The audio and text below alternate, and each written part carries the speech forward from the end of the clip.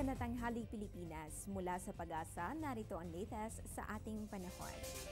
Ayon sa latest weather forecast na Pag-asa, ang ridge ng high pressure area ay patuloy na nakakaapekto dito sa May Luzon. Ang naturang weather system ay magdadala ng partly cloudy to cloudy skies with isolated rain showers or thunderstorms sa May Luzon, Visayas at Mindanao sa mga susunod na oras. At dahil sawang-sawa na tayo sa walang patid na init ng panahon ngayong bakasyon, inalam natin sa Pag-asa kung hanggang kailan na lang ba ang tag-init sa Pilipinas. Ayon kay Pag-asa weather forecaster Buddy Javier, inaasahan hanggang mid-June pa ang pag-iral ng hot and dry season sa ating bansa.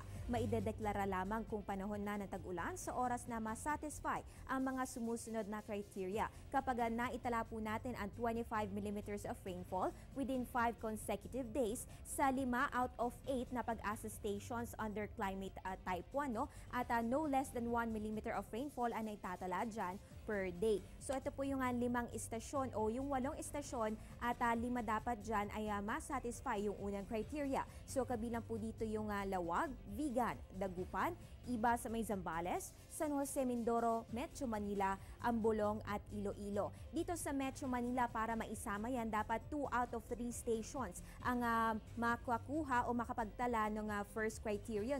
Kabilang dito ang Quezon City, Port Area at Sangley Point. Iba pang impormasyon sa ating panahon, ang tabayanan po yan sa aming pagbabalik.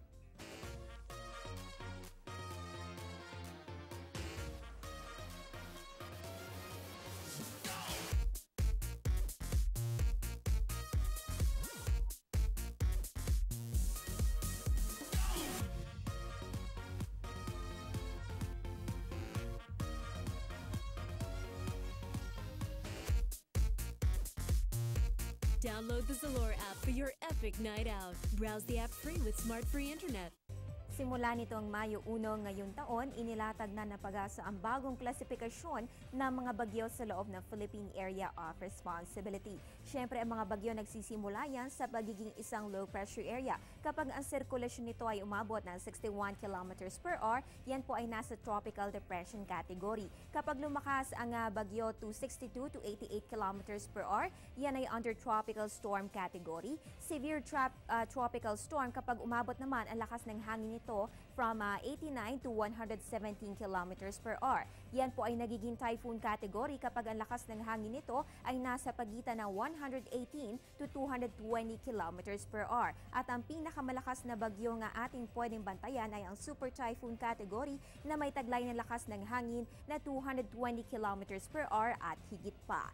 Kaugnay ng modified tropical cyclone categories na Pag-asa, ni-revise rin ng ahensya ang bilang ng mga public storm warning signals. Mula sa 4, idinagdag na rin ang signal number 5. Kapag ang lakas ng hangin may 220 kilometers per hour at higit pa, bibigyan ang mga residente ng 12 oras o kalahating araw na lead time bago ang direktang pagtama ng isang super typhoon. Ang epekto ng ganitong kalakas na bagyo ay very heavy to widespread damage. Para sa karagdagang impormasyon, feel free to browse our blog articles sa www.panahon.tv.